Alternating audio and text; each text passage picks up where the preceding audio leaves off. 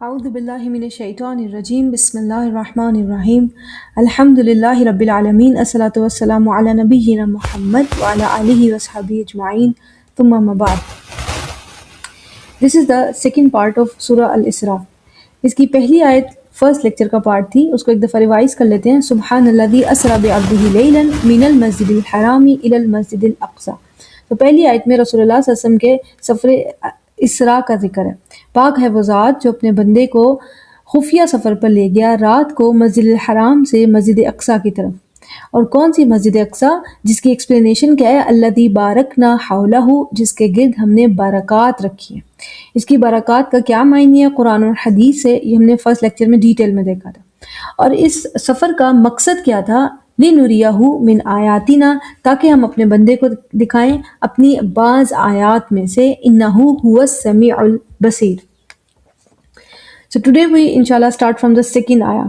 وَآتَيْنَا مُوسَى الْكِتَابَ، اور ہم نے موسیٰ علیہ السلام کو کتاب عطا کی. یہ سورت کی دوسری آیت ہے. واقعہ الاسراء کا ذکر پہلی آیت میں کرنے کے بعد دوسری آیت میں موسیٰ علیہ السلام اور ان کی قوم کا ذکر شروع ہو جاتا ہے. یہ کافی سٹرینج ہے کہ پہلی آیت واقعہ اسراء کے بارے میں اور دوسری آیت بالکل ایک نئے ٹاپک پہ ہے. اور یہ ذکر زیادہ عجیب اس لیے بھی ہے کہ جب یہ آیات نازل ہوئیں مکہ میں اور القدس میں یہود کا کوئی نام و نشان نہیں تھا. یہود کو القدس سے نکلے ہوئے 500 سال گزر چکے تھے. تو اس کا جواب، اس کی حکمت ان آیات کو سمجھنے کے بعد معلوم ہو جاتی ہے انشاءاللہ. وَآتَيْنَا مُوسَى الْكِتَابَ، اور ہم نے موسیٰ علیہ السلام کو کتاب دی. وَجَعَلْنَاهُ هُدًى لِبَنِي إِسْرَائِيلَ، اور اسے بنی اسرائیل کے لیے ہدایت کا ذریعہ بنایا. کسے ہدایت کا ذریعہ بنایا؟ موسیٰ علیہ السلام کو بنی اسرائیل کے لیے ہدایت کا ذریعہ بنایا، یہ معنی بھی ٹھیک ہے. توریت کو ہدایت کا ذریعہ بنایا بنی اسرائیل کے لیے، یہ معنی بھی ٹھیک ہے. تو اصلاً رسول کا اسوہ حسنہ اور کتاب الہی دونوں ہی ہدایت کا ذریعہ ہوتے ہیں. کتاب الہی احکامات ہوتے ہیں اور رسول ان کا عملی نمونہ، ان احکامات کی بہترین تشریح فرمانے والا. سو دونوں معنی ٹھیک ہے. کتاب اور رسول دونوں ہدایت کا ذریعہ ہوتے ہیں. اللہ تعالیٰ نے بنی اسرائیل کو رسول کے ذریعے اور کتاب کے ذریعے ہدایت دی، احکامات دیے.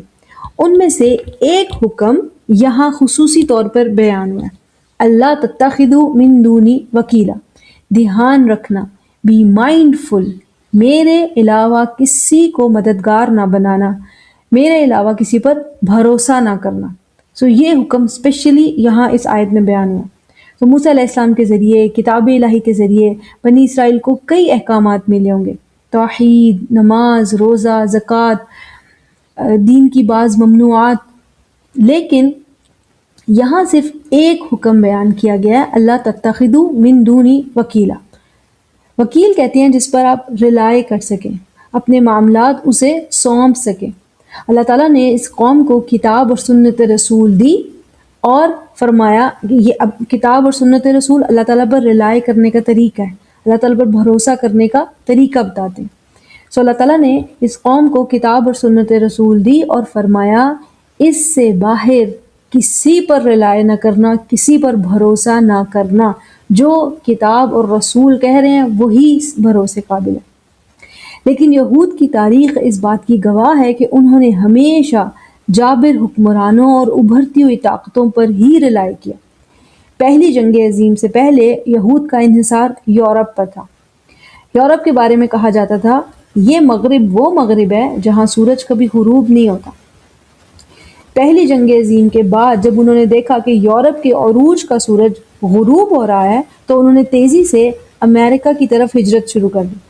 آہستہ آہستہ اب کے زمانے میں جب امریکہ کھوکھلا ہو رہا ہے تو انہوں نے مشرق کے ترقی یافتہ ممالک سے معاہدے شروع کر دیے. ان کا رجحان تیزی سے مشرق کی طرف بڑھ رہا ہے.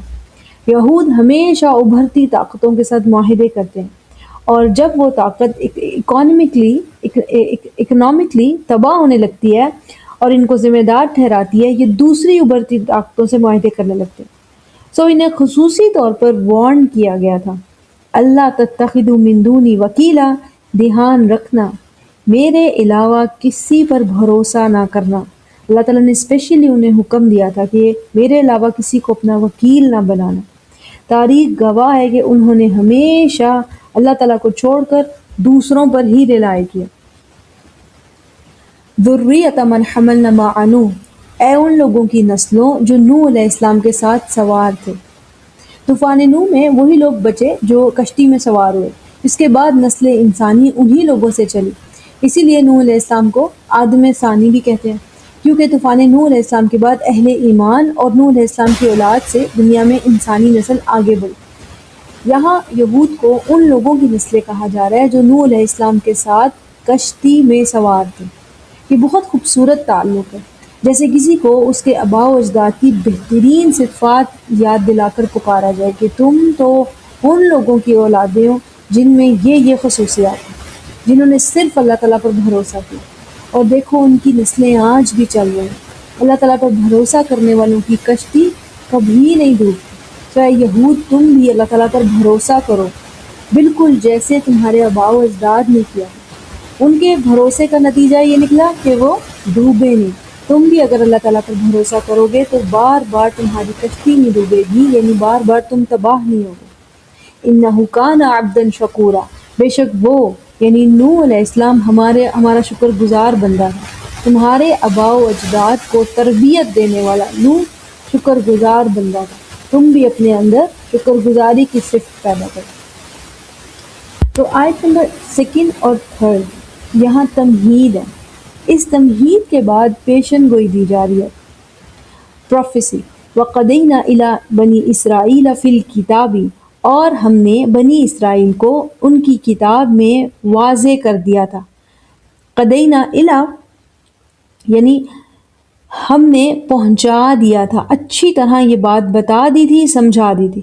ہم نے یہ بات، یہ پیشن گوئی بنی اسرائیل کو ان کی کتاب میں پہنچا دی تھی۔ Message was fully delivered to them. They have taken it, they have fully taken it and no excuse left یعنی۔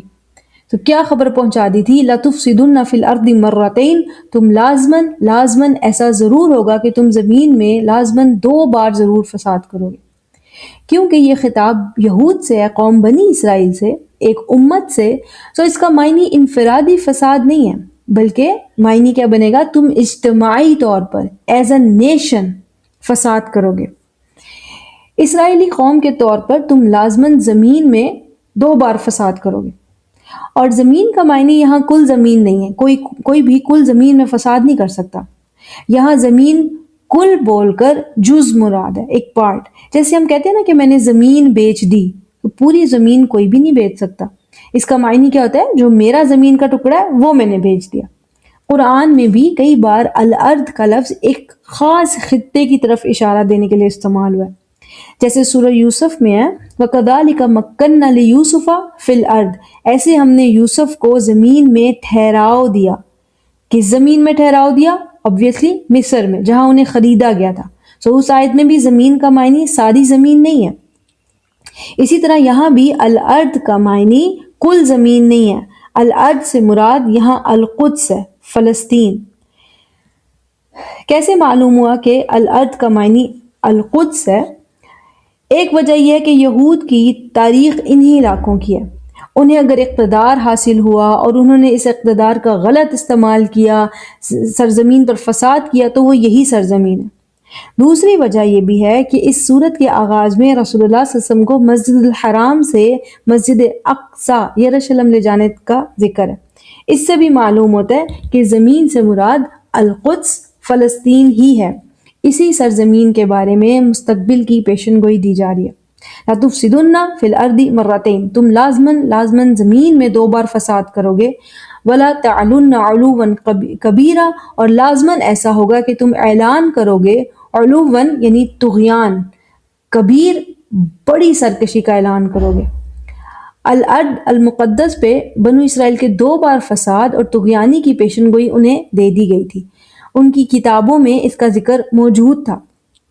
اب تبدیل کر دیا گیا یا الفاظ بدل دیے گئے، لیکن قرآن کے مطابق ان کی کتاب میں اس فساد کا ذکر موجود تھا، اور اس ذکر کو ان کتابوں میں مینشن کرنے کا معنی کیا تھا، مقصد کیا تھا کہ دھیان رکھنا تم میں لازماً ایسے لوگ اٹھیں گے جو ارض المقدس میں 2 بار فساد کا باعث بنیں گے، تم بچنا، اس فساد کا حصہ نہ بن جانا۔ یہ سمجھانے کے لیے ان کو یہ پیشگی خبر دی گئی تھی۔ اس کے بعد کی آیات میں دونوں فساد کی ایکسپلینیشن موجود ہے، آیت نمبر 5، 6 اور 7 میں۔ پہلے فساد کا ذکر آیت نمبر 5 میں ہے اور دوسرے فساد کا ذکر آیت نمبر 6 اور 7 میں ہے۔ ان دونوں کو سمجھنے سے پہلے، ان دونوں فساد کی پیشن گوئی کو سمجھنے سے پہلے یہ جان لیں کہ جو بات بنو اسرائیل کو موسیٰ علیہ السلام کے ذریعے، توریت کے ذریعے قرآن نازل ہونے سے 1800 سال پہلے بتائی گئی تھی، 1800 سال بعد اس پیشن گوئی کو، اس پروفیسی کو قرآن میں پھر سے دہرانے کی کیا حکمت ہے، اور اس پیشن گوئی کو واقعہ الاسراء رسول اللہ صلی اللہ علیہ وسلم کے القدس کی جانب سفر سے کیوں جوڑا گیا؟ اس کے علاوہ کیوں سورہ الاسراء کی پہلی آیت واقعات الاسراء کے بارے میں ہے اور دوسری آیت سے بنو اسرائیل کا ذکر شروع ہو گیا؟ ان کو ملنے والی پیشن گوئی بتائی جا رہی ہے دوسری آیت سے، اس لیے کہ 2 بار فساد کا پہلا حصہ اسلام آنے سے قبل پورا ہونا ہے جو ہو چکا ہے، اور دوسرا فساد یہود کی جانب سے ارض المقدس میں اسلام آنے کے بعد ہوگا۔ اسی لیے اس پیشن گوئی کو قرآن میں دہرایا گیا، قرآن میں مینشن کیا گیا۔ حالانکہ یہ پیشن گوئی تو امت یہود سے تعلق رکھتی ہے، لیکن قرآن میں اسپیشلی اس کو دہرایا گیا، تاکہ اس کو شامل کیا گیا قرآن میں، تاکہ مسلمانوں کو اس آنے والے فساد کی پیشگی خبر دی جا سکے۔ اس پیشن گوئی کو واقعہ الاسراء کے ساتھ جوڑا گیا، جہاں امت کے رسول کو مسجد اقصیٰ لے جایا گیا اور امت پر آنے والے حالات اور واقعات کی کچھ جھلک دکھائی گئی۔ اسی لیے اس سورت کے 2 نام ہیں اللہ تعالیٰ کی طرف سے، ایک سورہ الاسراء اور دوسرا سورہ بنی اسرائیل۔ یہ دونوں نام توقیفی ہیں، اللہ تعالیٰ کی تجویز کردہ ہیں۔ اس سورت کے ناموں میں بڑی حکمت چھپی ہے۔ آج کے زمانے کے حالات اور واقعات کو دیکھتے ہوئے بہت سے علماء یہ سمجھ گئے ہیں کہ یہود کا ایک امت بن کر دوسری بار ارض المقدس میں فساد کا تعلق 1948 میں بننے والی جبراً اسرائیلی ریاست سے ہے۔ یہ پیشن گوئی اسی لیے قرآن میں بتائی گئی ہے کیونکہ اس کا دوسرا حصہ اسلام آنے کے بعد پورا ہونا ہے۔ تاریخ گواہ ہے کہ اسلام آنے کے بعد نزول قرآن کے دور سے اب تک 1948 میں ہی یہود فلسطین میں ریاست بنا پائے ہیں، ورنہ جب یہ آیات نازل ہوئی تو اس وقت 500 سال سے یہود فلسطین میں داخل نہیں ہوئے تھے۔ ریاست بنانا تو بہت دور کی بات ہے، اور قرآن نازل ہونے کے بعد ایسا کب ہوا کہ یہود فلسطین میں داخل ہوئے، فلسطین میں ریاست بنائی؟ صرف 1948 میں۔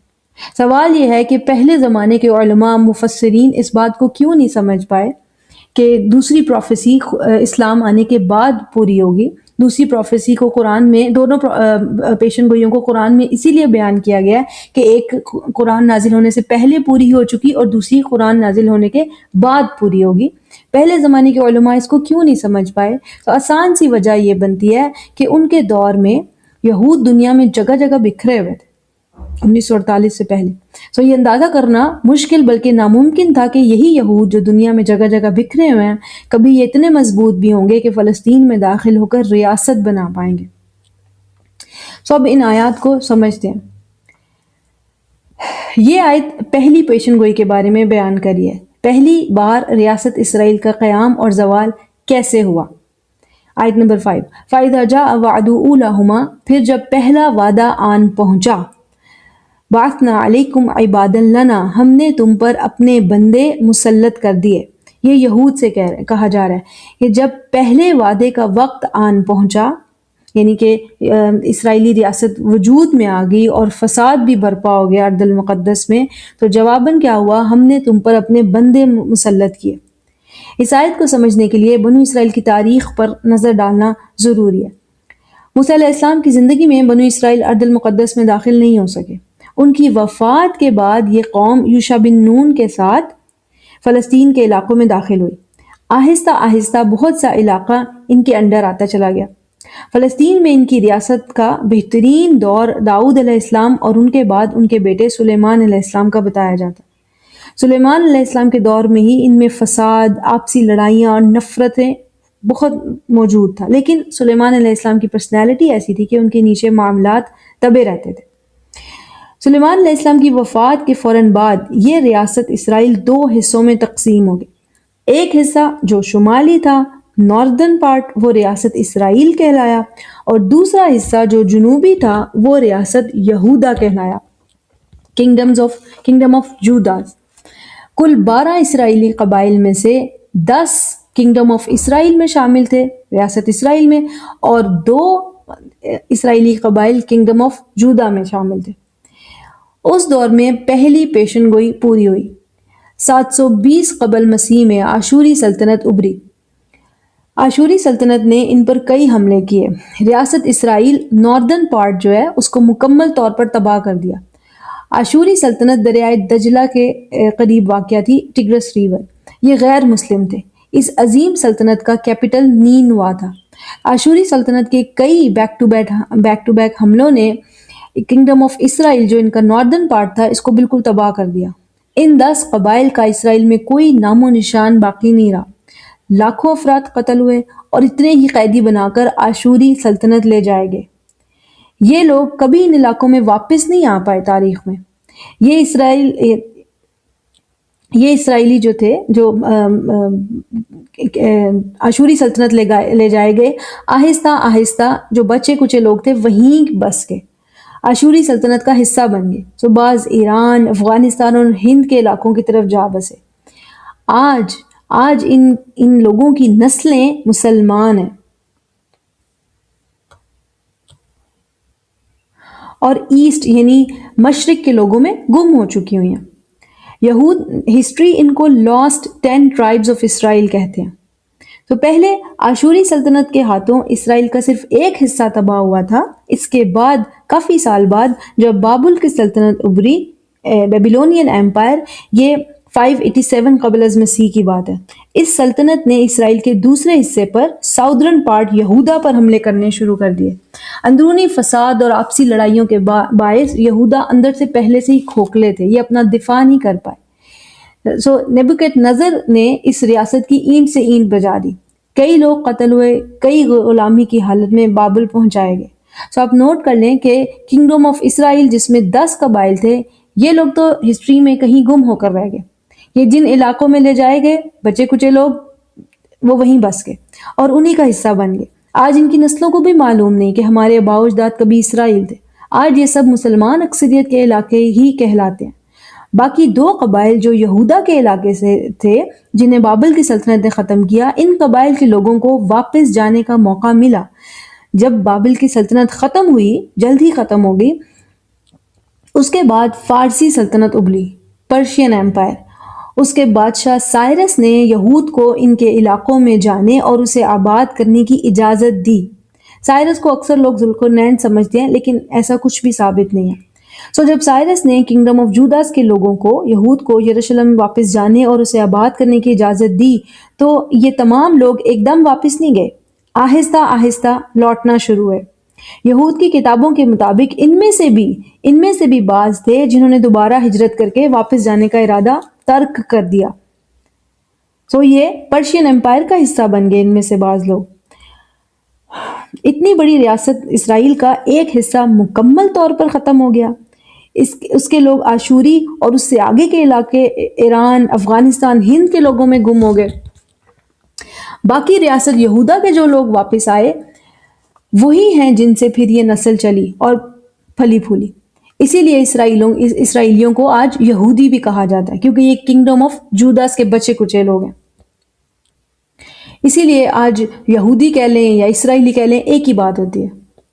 جب سائرس نے انہیں یروشلم جانے کی اجازت دی تو اس نے انہیں وہاں بسنے کے لیے آزاد کیا تھا، لیکن یہ علاقہ یروشلم اور اس کے گرد کے علاقے فارسی سلطنت کا ہی حصہ مانے جاتے تھے۔ یہ خیال بالکل غلط اور غیر ثابت شدہ ہے کہ یروشلم واپس جا کر یہود نے اپنی خود مختار ریاست بنائی۔ بالکل بھی ایسا نہیں ہے، یہ فارسی سلطنت کا ہی صوبہ بنے رہے، انہی کے نظام کو فالو کرتے تھے اور کسی حد تک اپنے فیصلے خود کر لیتے تھے۔ دوسری طرف جب رومنز ابھرے 70 عیسوی میں، ٹائٹس اور پھر بعد میں ان کے دوسرے جرنیل ہیڈریان نے اس علاقے کو پھر سے تباہ کر دیا۔ اس واقعے کے تقریباً 500 سال بعد عرب میں اسلام ابھرا۔ اور جب امیر المومنین حضرت عمر رضی اللہ تعالیٰ عنہ نے اس علاقے کو قبضے میں لیا، یہود کو یہاں داخل ہوئے 500 سال گزر چکے تھے، اس لیے کہ جب ہیڈریان نے اس علاقے کو تباہ کیا اور اس یہود کو یہاں سے نکالا، نہ صرف اس نے یہود کو یہاں سے نکالا بلکہ یہود کا ان علاقوں میں داخلہ مکمل طور پر بند کر دیا۔ جب مسلمانوں نے اس علاقے کو فتح کیا، 500 سال گزر چکے تھے یہود کو ان علاقوں میں داخل ہوئے۔ پہلی بار ریاست اسرائیل جب پہلی بار بنی، یوشع بن نون کے ہمراہ بننا شروع ہوئی، داؤد علیہ السلام اور سلیمان علیہ السلام کے دور میں پھیلی، عروج پایا۔ سلیمان علیہ السلام کی وفات کے بعد ان کا زوال شروع ہوا اور یہ 2 حصوں میں بٹ گئے، کنگڈم آف اسرائیل اور کنگڈم آف جوڈا۔ اس کے بعد ان کا زوال بھی شروع ہو گیا۔ پہلے آشوری اور پھر بابل کی سلطنت نے انہیں مکمل طور پر تباہ کر دیا، اور اس کے بعد یہود کبھی بھی تاریخ میں اپنے اس علاقے میں مکمل خود مختار ریاست نہیں بنا پائے، اور نہ ہی ارض المقدس میں داخل ہو کر اجتماعی اعتبار سے فساد کر پائے، حتیٰ کہ 1948 میں ان کو دوبارہ موقع ملا۔ اللہ تعالیٰ نے کیا فرمایا؟ فَإِذَا جَاءَ وَعْدُ أُولَاهُمَا، جب 2 میں سے پہلے وعدے کا وقت آیا، یعنی بنی اسرائیل کی ریاست ارض المقدس میں بن گئی فرسٹ ٹائم جب یہ یوشع بن نون کے ساتھ داخل ہوئے، اس وقت کی بات ہے۔ ان میں سلیمان علیہ السلام کی وفات کے بعد فساد بہت زیادہ ہو گیا۔ بَعَثْنَا عَلَيْكُمْ عِبَادًا لَنَا، ایسے موقع پر اللہ تعالیٰ فرما رہے ہیں کہ ہم نے تم پر ہمارے بندے مسلط کیے۔ ہمارے بندے کسے کہا جا رہا ہے؟ آشوری اور بابل سلطنت کے لوگوں کو۔ یہ لوگ غیر مسلم تھے، مشرک تھے، لیکن تھے تو اللہ تعالیٰ کے بندے۔ لازمی نہیں کہ عبادًا لنا جیسے الفاظ ہمارے بندے یعنی قرآن میں صرف مسلمانوں کو ہی کہا جائے۔ جیسے قرآن میں درج ہے، اللہ تعالیٰ مشرکین کے خداؤں سے پوچھے گا قیامت کے دن، انتم اضللتم عبادی، کیا تم نے میرے بندوں کو گمراہ کیا تھا؟ بندے کون سے گمراہ ہوئے ہیں؟ جو مشرک تھے، شرک کر رہے تھے۔ تو ان کو اللہ تعالیٰ نے کیا فرمائے گا قیامت کے دن؟ عبادی، میرے بندے، کیا تم نے میرے بندوں کو گمراہ کیا تھا؟ عبادًا لنا یا عبادی، میرے بندے، ہمارے بندے، قرآن میں غیر مسلموں کے لیے بھی استعمال ہوا۔ اس آیت میں بھی عبادًا لنا، ہمارے بندے، آشوری اور بابل سلطنت کے لوگوں کو کہا گیا۔ حضرت عمر رضی اللہ تعالیٰ عنہ کی زندگی کا ایک واقعہ، قادسیہ کی جنگ جو مسلمانوں نے پرشینز کے خلاف لڑی، اس کے جرنیل سعد بن ابی وقاص رضی اللہ تعالیٰ عنہ تھے۔ اس وقت مسلمانوں کے خلیفہ حضرت عمر تھے۔ حضرت عمر رضی اللہ تعالیٰ عنہ نے مدینے سے اپنے جرنیل سعد بن ابی وقاص رضی اللہ تعالیٰ عنہ کو خط لکھا۔ اس خط کے تمام الفاظ بہت سنہری، بہت طاقتور، پڑھنے کے قابل ہیں۔ ایک حصہ کیا ہے؟ انہوں نے فرمایا وَلَا تَعْمَلُوا بِمَعَاصِي وَأَنْتُمْ فِي سَبِيلِ اللَّهِ، اور اللہ تعالیٰ کی نافرمانی نہ کرنا جبکہ تم، یعنی مسلمانوں کو کہا انہوں نے، حضرت عمر نے، جبکہ تم اللہ تعالیٰ کی راہ میں ہو۔ وَلَا تَقُولُوا إِنَّ عَدُوَّنَا شَرٌّ مِّنَّا فَلَنْ يُسَلَّطْ عَلَيْنَا، اور کبھی مت کہنا، یعنی کبھی مت سمجھنا کہ ہمارا دشمن ہم سے برا ہے تو وہ کبھی ہم پر مسلط نہیں ہو سکتا، کبھی اس گمان میں مت رہنا۔ فَرُبَّ قَوْمٍ يُسَلَّطْ عَلَيْهِمْ شَرٌّ مِّنْهُمْ كَمَا سُلِّطَ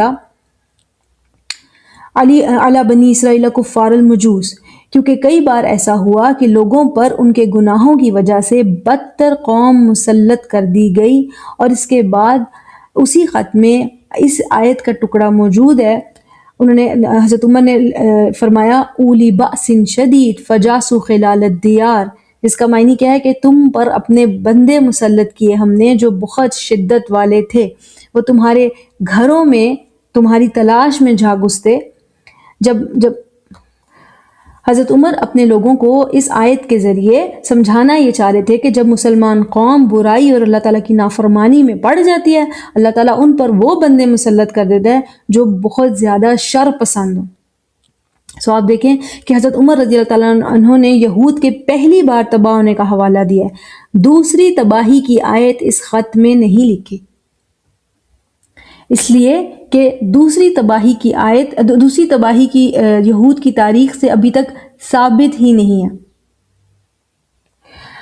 باس جو لفظ ہے، باس کا معنی شدت ہوتا ہے، اور باس کا معنی جب شدت ہوتا ہے، اس کے ساتھ اگر شدت کا لفظ الگ سے لگاؤ تو شدت میں مزید اضافہ ہو جاتا ہے۔ ویری انٹینس، باس شدید، ایسے لوگ جو بہت وائلنٹ تھے، رتھلیس تھے، نو مرسی، بے رحم لوگ. فجاسو خلال الدیار، وہ گھروں میں گھستے. جوس کا معنی ہوتا ہے ہر جگہ گھسنا، تسلی کرنا، بار بار ادھر سے ادھر جا کے تسلی کرنا کہ کوئی یہاں موجود تو نہیں. سو ایسے انٹینس اور بے رحم لوگ جو ہر کونے میں اسرائیلیوں کو ڈھونڈ ڈھونڈ کر مارتے یا قیدی بنا لیتے. وَكَانَ وَعْدًا مَفْعُولًا، اور یہ وعدہ تھا جو پورا ہو چکا. This first prophecy is already fulfilled before Islam. دوسری پیشن گوئی کے بارے میں ایسی کوئی بات نہیں ہے وَكَانَ وَعْدًا مَفْعُولًا کہ یہ وعدہ پورا ہو چکا. یہود کے 2 بار ارض المقدس میں فساد کو قرآن نے بتانے کی وجہ یہ ہے کہ ایک حصہ قرآن کے نزول سے قبل پورا ہوا تھا اور دوسرا قرآن نازل ہونے کے بعد پورا ہوگا. یہ ایک پیشن گوئی ہے جس کی امت مسلمہ کو پیشگی خبر دے دی گئی ہے. پہلی آیت میں مسجد اقصیٰ کا ذکر ہے، دوسری آیت سے بنو اسرائیل کا ذکر ہے، ان کا ارض المقدس میں فساد کرنے کا ذکر ہے. پہلی آیت میں واقعہ الاسراء کا ذکر ہے جس سے واپس آ کر رسول اللہ صلی اللہ علیہ وسلم کچھ عرصے بعد تقریباً 15 سے 17 ماہ بعد مدینہ شریف چلے گئے، ہجرت فرما گئے اور وہاں جا کر پہلی عالمی اسلامی ریاست کی بنیاد رکھی. دوسری آیت میں بنو اسرائیل کی ریاست کے قیام اور زوال کی پیشن گوئی ہے کیونکہ اس زوال کے بعد، بنو اسرائیل کی ریاست کے زوال کے بعد دوسری عالمی مسلم اسلامی ریاست بنے گی. پہلی عالمی ریاست فتح مکہ سے بنی، دوسری عالمی ریاست فتح القدس سے بنے گی، بیت المقدس کی فتح سے. تو آیت نمبر 6 سے دوسری پیشن گوئی کا ذکر شروع ہو رہا ہے. دوسری پیشن گوئی پہلی کے مقابل زیادہ ایکسپلین کی گئی ہے، اس کے لیے 2 آیات ہیں. تو دوسری پیشن گوئی کو 2 آیات میں زیادہ ایکسپلین کرنا بھی اس بات کا ثبوت ہے کہ دوسری پیشن گوئی کا تعلق اسلام آنے کے بعد کے زمانے سے ہے.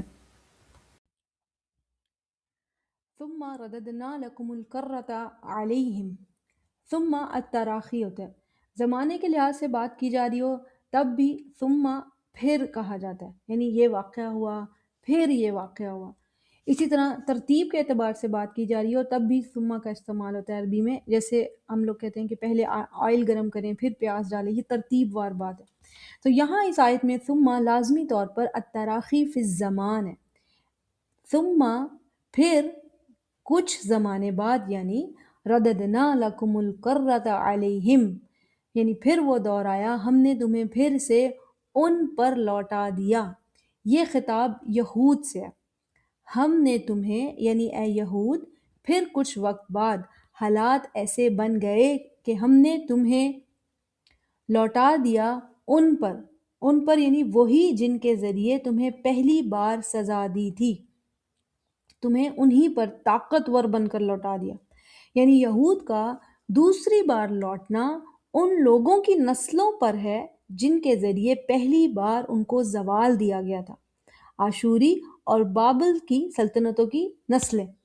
آج کے اعتبار سے یہ تمام مسلمان اکثریت کے علاقے ہیں، یہ سب عرب کہلاتے ہیں. فلسطین، جارڈن، شام، عراق، لیبیا، یہ تمام علاقوں کے لوگ نسلاً عرب ہیں. ان کے آباء و اجداد آشوری اور بابل کی نسل سے تھے. اسلام آنے کے بعد یہ تمام خطہ مسلمان ہو چکے. سو آج اسرائیل کا فساد مینلی عربوں کے لیے. اس دوسری بار ارض المقدس پر حکومت اور فساد کا تعلق ڈائریکٹ امت مسلمہ خصوصی عربوں سے ہے. اسی لیے اس پیشن گوئی کو قرآن میں اسپیشلی بیان کیا گیا، اور وہ بھی ایک سورت کے بالکل آغاز میں. آیت کے الفاظ واضح ہیں کہ یہود تم ان پر لوٹو گے جن کے ذریعے تمہاری پہلی حکومت اور فساد کو ہم نے تباہ کروایا تھا. تاریخ میں ایسا کب ہوا کہ یہود اس قابل ہو گئے ہوں کہ وہ آشوری اور بابل کی نسلوں پر طاقتور بن کر لوٹیں؟ 1948 سے پہلے کبھی ایسا ہوا ہی نہیں. یہ پہلا اشارہ ہے آیت میں. دوسرا اشارہ ہے وَأَمْدَدْنَاكُمْ بِأَمْوَالٍ وَبَنِينَ، اور ہم نے تمہیں مدد دی مال اور بیٹوں سے. بیٹوں کا ذکر طاقت کے طور پر، مین پاور کے طور پر ہوتا ہے، اور مالدار ہونے میں کوئی شک نہیں ہے. یہود کو دنیا کی اکانومی کا آکٹوپس کہا جاتا ہے. یہ دوسری نشانی ہے. تیسری نشانی جو آیت میں بیان ہوئی ہے وہ ہے وَجَعَلْنَاكُمْ أَكْثَرَ نَفِيرًا، اور ہم نے تمہیں نفری میں زیادہ کر دیا. زیادہ زیادہ ہونا کسی کے موازنے میں کمپیریزن میں ہوتا ہے. نفری میں کس کے کمپیریزن میں زیادہ کر دیا؟ ان لوگوں کے مقابل جن پر یہ لوٹیں گے. 1948 کی جنگ میں فلسطین کے پاس اپنی اور لبنان مصر وغیرہ کی فوج اکٹھی کر کے بھی صرف 25 سے 30 ہزار کی فوج تھی، جبکہ یہودی نفری میں 67,000 لوگ تھے. فلسطینیوں کے مقابل 3 گنا زیادہ نفری تھی یہود کے پاس. اس آیت میں واضح اشارہ ہے کہ یہ حالات 1948 کی طرف اشارہ دے رہے ہیں. 1948 میں جب اسرائیلی جبراً فلسطین میں داخل ہوئے، یہ انہی پر لوٹے جو بابل آشوری سلطنت کی نسلیں تھیں. آج کے زمانے میں وہ عرب کہلاتے ہیں. دوسرا، ان کے پاس مال اور مین پاور کی کمی نہیں تھی. تیسرا، ان کے پاس نفری بہت زیادہ تھی، اور آج تک ان کے پاس نفری کی تعداد زیادہ ہی ہے. فرانس، UK، USA، رشیا وغیرہ سے کئی لوگ والنٹیئر کرتے ہیں. انہیں سیلری کے علاوہ ایکسٹرا بینیفٹس آفر کیے جاتے ہیں تاکہ وہ IDF کا حصہ بن سکیں. دوسری بار ارض المقدس میں اقتدار بنانے کی 3 نشانیاں اس آیت میں موجود ہیں.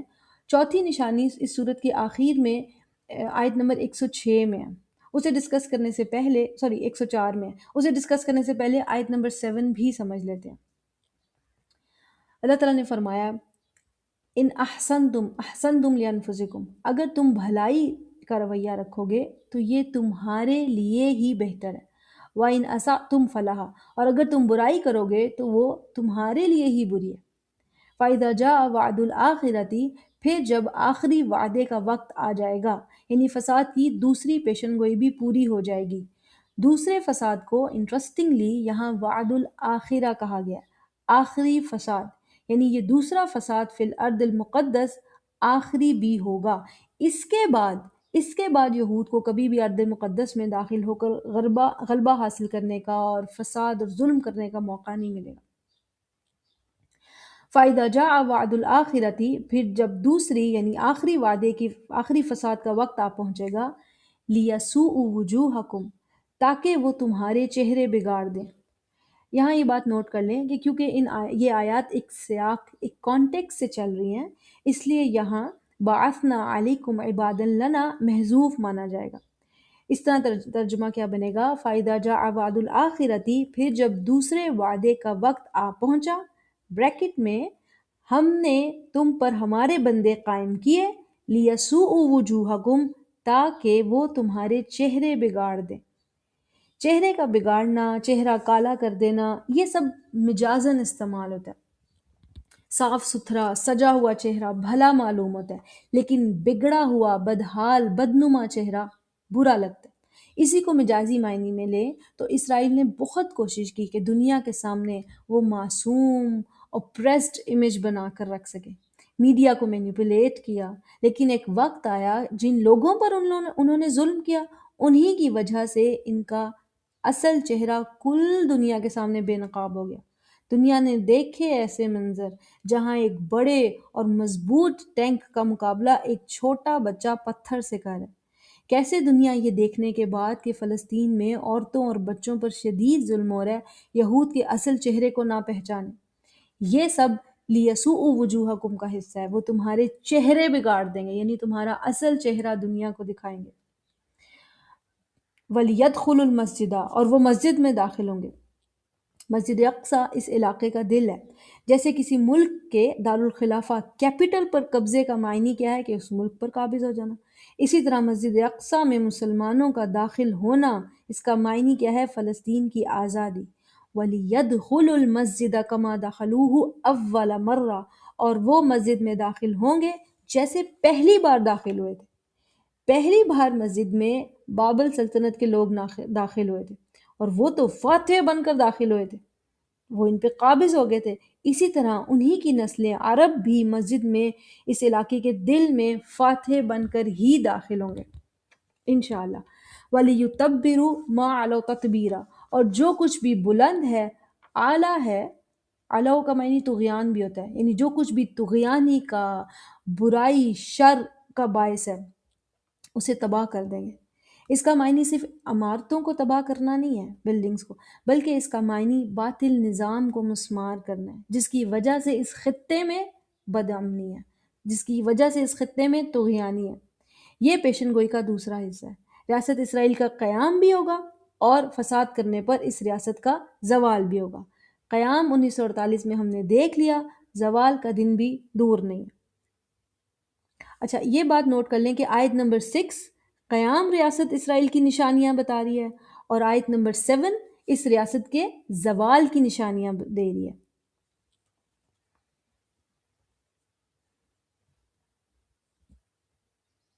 اس طرح دوسری پیشن گوئی جو ہے وہ 2 آیات میں بیان ہوئی ہے۔ پہلی فساد کی پیشن گوئی صرف ایک ہی آیت میں، آیت نمبر 5 میں بیان ہوئی تھی۔ دوسرے فساد کی پیشن گوئی 2 آیات میں، آیت نمبر 6 میں بیان ہوئی اور آیت نمبر 7 میں۔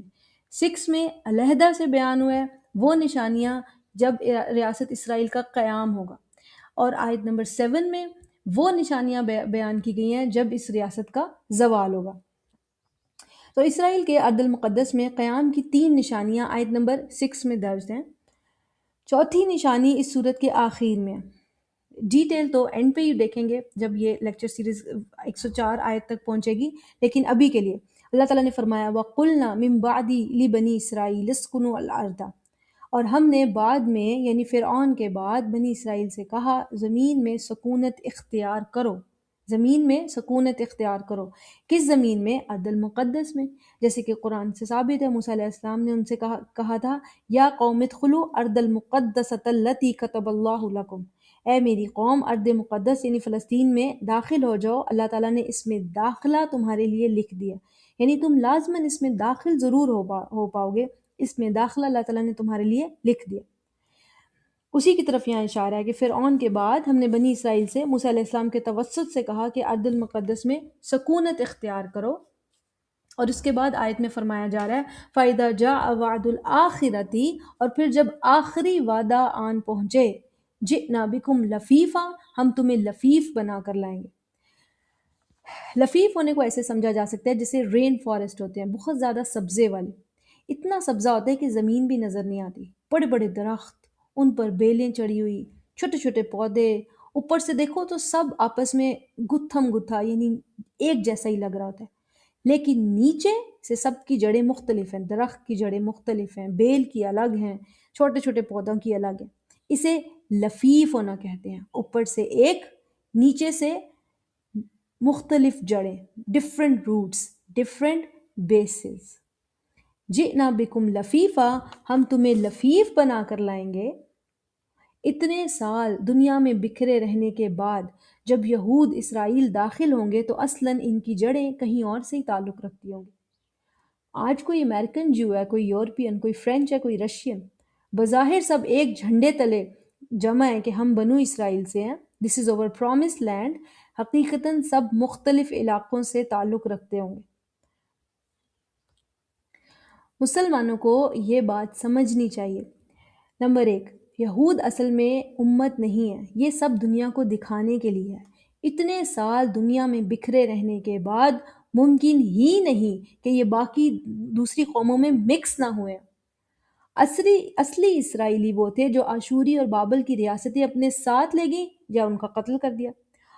اب جو وہ ساتھ لے گئی تھی وہ ان کی نسلیں تو مسلمان ہو چکی ہیں، آج کے زمانے کے عرب اس میں شامل ہیں۔ جو بچے کچے یہودی تھے وہ دنیا میں بکھرے رہنے کے بعد اصلاً رہے ہی نہیں۔ قومیت کا نعرہ جو یہ استعمال کرتے ہیں وہ سراسر جھوٹا ہے۔ دوسرا نعرہ جو یہ استعمال کرتے ہیں وہ مذہب ہے، مذہب، یہودی مذہب۔ آپ کو جان کر حیرت ہوگی کہ ان میں بہت زیادہ تعداد میں وہ لوگ ہیں جو لادین ہیں، وہ یہودیت کیا کسی بھی مذہب کو نہیں مانتے۔ ایون ان کا لیڈر تھیوڈور ہرزل جس نے ایک وطن کا خواب ان کو دیا، اصلاً وہ بھی سیکولر تھا، لادین تھا، ایتھیسٹ تھا۔ یہ مذہب کا کارڈ صرف استعمال کرتے ہیں، اصلاً ان میں بہت سے ایسے لوگ ہیں جو لا مذہب ہیں، وہ کسی بھی مذہب کو نہیں مانتے۔ تیسرا نعرہ جو یہ لگاتے ہیں کہ ہماری مقدس کتاب میں فلسطین ہماری پرومس لینڈ ہے، یہ سب بھی جھوٹ اور من گھڑت ہے۔ عہد قدیم توریت اولڈ ٹیسٹمنٹ میں یہ اصول بار بار بیان ہوا ہے، اگر تم اطاعت کرو گے تو برکت آئے گی، اگر نافرمانی کرو گے، فساد کرو گے تو تم پر خدا کی لعنت ہوگی اور سزا ہوگی۔ اس سلسلے میں ان کے انبیاء کی دی گئی وارننگز بھی ان کی کتابوں میں موجود ہیں۔ سو اگر ان کی قومیت کے نعرے کی بات کریں تو یہ اصلی یہودی ہیں ہی نہیں، یہ تاریخ سے ثابت ہے۔ اگر ان کے دین مذہب کی بات کریں تو جس کا یہ صرف دعویٰ ہی کرتے ہیں، ان میں سے 65 سے 70 لوگ ان میں ایسے لوگ ہیں جو لادین ہیں، وہ یہودیت کیا کسی بھی مذہب سے تعلق نہیں رکھتے۔ اگر ان کی کتاب کے دعووں کو کھولیں تو وہ بھی ان کی سٹیٹمنٹ سے میچ نہیں کرتی، بلکہ فساد کرنے پر انہیں ہی ملامت کرتی ہیں۔ رہ گیا یہ دعویٰ کہ ہیکل سلیمانی ہی القدس ہے۔ پچھلے لیکچر میں ہم نے یہ بھی ڈیٹیل میں ایکسپلین کیا تھا، ان کی اپنی کتابوں کی دی گئی ڈائمنشن سے ثابت ہے کہ ہیکل سلیمانی کبھی بھی القدس ہو ہی نہیں سکتا، مسجد الاقصی ہو ہی نہیں سکتی۔ دوسرے زوال کو قرآن میں وعد الآخرہ کہا گیا۔ اس زوال کی پہلی نشانی کیا ہے؟ لیسوء وجوہکم، وہ تمہارے چہرے بگاڑ دیں گے، یعنی تمہاری اصلیت، تمہارا اصل چہرہ دنیا کے سامنے ظاہر کر دیں گے۔ دوسری نشانی ہے وَلِيَدْخُلُ الْمَسْجِدَ، یعنی مسلمان مسجد میں داخل ہوں گے، یعنی مسلمان اس علاقے پر قابض ہوں گے۔ تیسری نشانی ہے وَلِيُتَبِّرُ مَا عَلَوْا تَتْبِيرًا، جو کچھ بلند ہوگا اسے ہلاک کر دیں گے۔ بلند ہوگا یعنی ایتھیکلی، مورلی، فزیکلی، جو کچھ بھی طغیانی سے بلند ہوگا اسے گرا دیں گے، ہلاک کر دیں گے، یعنی مسلمان یہود کی اس ریاست کو آخر کار ختم کر دیں گے۔ تو آپ نوٹ کر لیں کہ اس آیت میں ہلکا سا ذکر بھی امام مہدی کا نہیں ہے۔ اس ریاست اسرائیل کا زوال صرف مسلمانوں کے ہاتھوں ہوگا، جب ابھی امام مہدی کا ظہور نہیں ہوا ہوگا۔ لوگوں میں بڑی غلط فہمی یہ ہے کہ اس سارے حالات میں امام مہدی کا ظہور ہوگا، دجال کا خروج بھی اسی زمانے میں ہے۔ ایسا نہیں ہے، یہ بہت بڑی مسکنسیپشن ہے۔ اسرائیلی جبری ریاست کے خاتمے سے خروج دجال اور امام مہدی کا کوئی تعلق نہیں ہے، نہ یہ قرآن سے ثابت ہے، نہ احادیث شریفہ سے۔ اب ایک اور بات یہ ہے کہ انسان سوچتا ہے کہ کیسے یہود اس علاقے سے نکلیں گے۔ اسلحے سے وہ لیس ہیں، دنیا کی بڑی بڑی طاقتیں ان کی حمایت کرتی ہیں، انہیں فائنینشلی سپورٹ کرتی ہیں۔ اونچی اونچی چار دیواری کے پیچھے چھپے یہود کو کیسے ممکن ہوگا باہر نکالنا اور اسرائیلی ریاست کا خاتمہ کرنا؟ سورہ حشر میں سیرت کے اس واقعے کا ذکر ہے جب مدینہ سے یہودی قبیلہ بنو نذیر اور مدینہ سے یہودی قبیلہ بنو نذیر ان کی شرپسندی کے باعث نکال دیا گیا۔ یہ لوگ بڑے بڑے قلعوں میں محفوظ تھے، کوئی آثار نہیں تھے اس وقت کہ ان پر آسانی سے قابو پایا جا سکے گا۔ مسلمانوں نے رسول اللہ صلی اللہ علیہ وسلم کے کہنے پر ان کے قلعوں کا محاصرہ کیا۔ اس کا ذکر قرآن میں موجود ہے۔ اللہ تعالیٰ نے فرمایا هو الذی اخرج الذین کفروا من اہل الکتاب من دیارہم لاول الحشر، وہی ہے جس نے اہل کتاب میں سے کفر کرنے والوں کو پہلے حشر میں باہر نکالا۔ حشر کا معنی کیا ہوتا ہے؟ باہر نکالنا اور کسی جگہ جمع کرنا۔ رسول اللہ صلی اللہ علیہ وسلم کے ساتھ یہ پہلا حشر تھا۔ اس کے بعد بھی مسلمان رسول اللہ صلی اللہ علیہ وسلم کی زندگی میں بعد میں بھی کفار شرپسندوں کو ان کے گھروں سے نکالتے رہے ہیں، جیسے صلاح الدین ایوبی نے کیا۔ سو کئی حشر ہوں گے، پہلا حشر، دوسرا، تیسرا، آخری حشر یہود کا ہوگا، اخراج یہود، یہود کا فلسطین ارض المقدس سے نکلنا۔ پہلے حشر کے حالات کیا بیان ہوئے ہیں؟ اللہ تعالیٰ نے فرمایا ما ظننتم ان یخرجوا، تمہیں گمان نہیں تھا کہ وہ نکلیں گے۔ وَظَنُّوا أَنَّهُمْ مَانِعَتُهُمْ حُصُونُهُمْ مِنَ اللَّهِ، اور وہ یہود بھی سمجھتے تھے کہ ان کے قلعے انہیں اللہ تعالیٰ سے بچا لیں گے۔ فَآتَاهُمُ اللَّهُ مِنْ حَيْثُ لَمْ يَحْتَسِبُوا وَقَذَفَ فِي قُلُوبِهِمُ الرُّعْبَ، اللہ تعالیٰ نے ان پر وہاں سے وار کیا جس کا انہیں گمان بھی نہ تھا۔ وہ وار کیا تھا؟ ان کے دلوں میں مسلمانوں کا رعب ڈال دیا، ان کے دلوں کو خوف سے، مسلمانوں کے خوف سے بھر دیا۔ یہ مسلمانوں کو دہشت گرد اور باربیرک ہونے کا خوب پروپیگنڈا کرتے ہیں۔ اسی لیے اگر مسلمان ان کے قریب اللہ اکبر کا نعرہ بھی لگا دیں تو ان کے دل دہل جاتے ہیں۔ مسلمانوں کے رعب سے یہ بڑے بڑے قلعوں میں بیٹھے بھی لرز جاتے ہیں۔ اور اسی آیت کا اختتام کیا ہے؟ فَاعْتَبِرُوا يَا أُولِي الْأَبْصَارِ، اے دیکھنے والوں، سمجھنے والوں، سوچو سوچو، کمپیئر کرو۔ اسی لیے اس واقعے کو، ان کے خوف کو قرآن میں بیان فرمایا گیا ہے، یہ ظاہر کرنے کے لیے بھی کہ اللہ تعالیٰ کیسے اپنے دین کی مدد فرماتا ہے، کیسے اللہ تعالیٰ مسلمانوں کا رعب دشمن کے دل پر ڈال دیتا ہے۔ پھر جنگ کرنا تو دور، وہ مسلمانوں کا سامنا بھی نہیں کرنا چاہتے۔ اس کے بعد اگلی آیت میں ذکر ہے عسا ربکم ان یرحمکم، یہ ذکر بھی یہود سے ہی ہے۔ اس سب کے بعد بھی امید کی جا سکتی ہے اگر تم باز آؤ تو تمہارا رب تم پر رحم فرمائے۔ وَإِنْ عُدْتُمْ، اور اگر تم لوٹو گے، یعنی تیسری بار ارض المقدس کی طرف نکلنے کے بعد، ٹھیک ہے، کہ تیسری بار ارض المقدس کی طرف پیش قدمی کرو گے، جیسا کہ پہلے آیات میں ذکر ہو چکا ہے کہ یہود 2 بار ارض المقدس میں فساد کریں گے۔ دوسری بار فساد کو اسی لیے وعد الآخرہ کا ٹائٹل دیا گیا ہے، دوسری بار کا فساد آخری بھی ہوگا، اور اس کے بعد یہ تیسری بار ارض المقدس کا جب رخ کریں گے، اور یہ لازماً کریں گے، یہ وہ وقت ہے جب دجال کا خروج ہوگا اور مسلمانوں کے ساتھ امام مہدی ہوں گے۔ جب یہود دجال کے ساتھ مشرق کی جانب سے ارض المقدس کا رخ کریں گے، ایسے میں اللہ تعالیٰ عیسیٰ علیہ السلام کو بھیج کر مومنین کی مدد فرمائیں گے۔ دجال کا قتل عیسیٰ علیہ السلام کے ہاتھوں ہوگا۔ عیسیٰ علیہ السلام کا نزول اللہ تعالیٰ کی طرف سے بہت بڑی مدد ہوگا، اور اس وقت کے مومنین اپنے ایمان سے ثابت کریں گے کہ وہ اس بڑی مدد کے اہل ہیں، تبھی عیسیٰ علیہ السلام کا ظہور ہوگا۔ یہ قیامت کی بڑی نشانیوں میں سے ایک نشانی ہے۔ آیت میں کیا ذکر ہے؟ وَإِنْ عُدْتُمْ عُدْنَا، اور اگر تم لوٹو گے، یعنی کہ تم تیسری اٹیمپٹ کے لیے لوٹو گے، عُدْنَا، ہم بھی لوٹیں گے، زبردست مقابلہ کریں گے۔ پھر سے سمجھ لیں کہ دوسری بار ریاست اسرائیل کا زوال اور یہود کا ارض المقدس سے نکلنا، اس واقعے میں دجال کا یا امام مہدی کا کوئی تعلق نہیں ہے، وہ صرف مسلمانوں کے ہاتھوں ہوگا۔ جب یہ تیسری مرتبہ ارض المقدس کی طرف پیش گوئی کریں گے دجال کے ساتھ، اس زمانے میں ذکر ہے امام مہدی کا، اور وہ زمانہ جو ہے وہ قیامت کی بڑی نشانیوں میں سے ایک نشانی ہے، خروج دجال۔ احادیث کے مطابق دجال کے زیادہ تر ساتھی یہودی ہوں گے جو مشرق سے اس کے ساتھ ارض المقدس کا رخ کریں گے۔ مشرق سے کیوں کریں گے ارض المقدس کا رخ؟ کیونکہ وہ ارض المقدس سے نکالے جا چکے ہوں گے پہلے ہی۔ رسول اللہ صلی اللہ علیہ وسلم نے فرمایا لا تقوم الساعہ، قیامت نہیں آئے گی، یعنی یہ قیامت کی نشانیوں میں سے ہے۔ لا تقوم الساعہ حتی یقاتل المسلمون الیہود، قیامت تک نہیں آئے گی جب تک مسلمان یہود سے جنگ نہ کر لیں۔ یہ حدیث خروج دجال کے وقت سے تعلق رکھتی ہے۔ اگر اس حدیث کا آپ سیاق دیکھیں تو وہ فتنہ دجال سے تعلق رکھتی ہے۔ اس کی ایکسپلینیشن میں رسول اللہ صلی اللہ علیہ وسلم نے فرمایا تھا لا تقوم الساعہ حتی یقاتل المسلمون الیہود، قیامت اس وقت تک نہیں آئے گی جب تک مسلمان یہود سے جنگ نہ کر لیں۔ یہ آج کے زمانے سے تعلق نہیں رکھتی۔ اور مزید فرمایا اسی حدیث میں فَيُقْتَلْهُمُ الْمُسْلِمُونَ، مسلمان انہیں قتل کریں گے، حتیٰ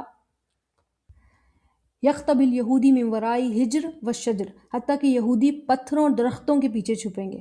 فیقول الحجر والشجر یا مسلم، حتیٰ کہ پتھر اور درخت بھی کہیں گے اے مسلم، یا عبداللہ، اے اللہ کے بندے، ھذا یہودی خلفی فتعالی فقتلہ، کہ یہ یہودی میرے پیچھے ہے، آؤ اور اسے قتل کرو۔ الا الغرقد فإنه من شجر اليہود، سوائے غرقد کے درخت کے کیونکہ وہ یہودی ساتھی درخت ہے۔ یہ ہے اس آیت کا معنی وَإِنْ عُدْتُمْ عُدْنَا، اگر تم لوٹو گے تو پھر ہم بھی بھرپور طریقے سے جواب دیں گے، ہم بھی لوٹیں گے۔ عُدْنَا وَجَعَلْنَا جَهَنَّمَ لِلْكَافِرِينَ حَصِيرًا۔ اس آیت کی جو آخری سینٹنس ہے وہ کیا ظاہر کر رہا ہے کہ دنیاوی سزا کے بعد اخروی سزا۔